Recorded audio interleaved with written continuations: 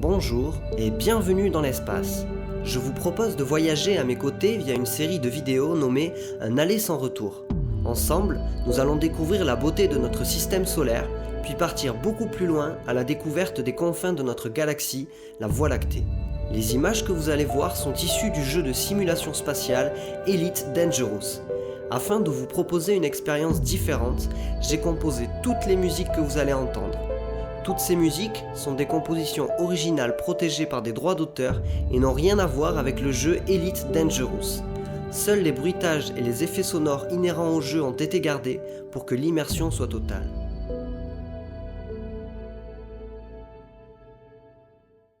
Dans cette 7e vidéo, nous sommes face à la sublime Saturne. Observable à l'œil nu dans le ciel nocturne depuis la Terre, Saturne est une planète géante gazeuse, tout comme Jupiter. D'un diamètre d'environ 9 fois et demi celui de la Terre, cette planète est majoritairement composée d'hydrogène et d'hélium. Les vents sur Saturne peuvent atteindre la vitesse vertigineuse de 1800 km/h. Sachez que les vents les plus rapides sur une planète du système solaire ne se trouvent pas sur Saturne, mais sur Neptune.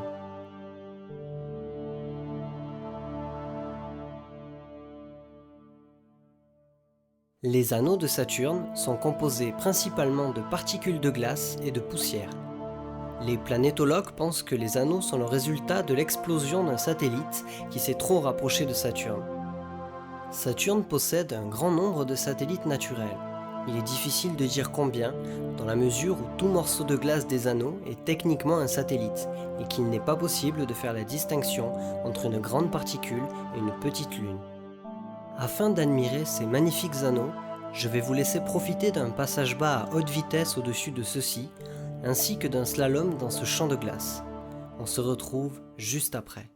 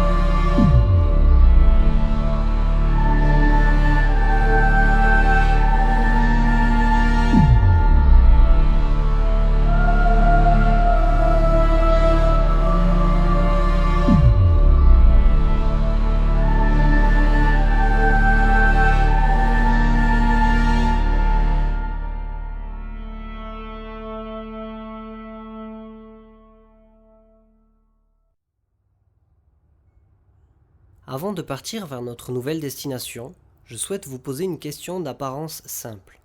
Sommes-nous en dessous des anneaux de Saturne ou sommes-nous au-dessus? Comme vous le comprenez, que ce soit dans l'espace ou ailleurs, tout est une question de référentiel. Alors ne soyez donc pas trop prompt dans vos jugements. Prenez le temps d'observer les choses par différents points de vue avant. Il est temps pour nous d'entamer un nouvel aller sans retour.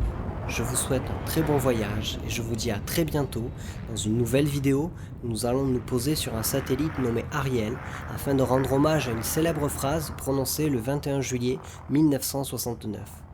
Nous partirons ensuite pour un nouveau voyage en direction de la première planète découverte à l'époque moderne, Uranus.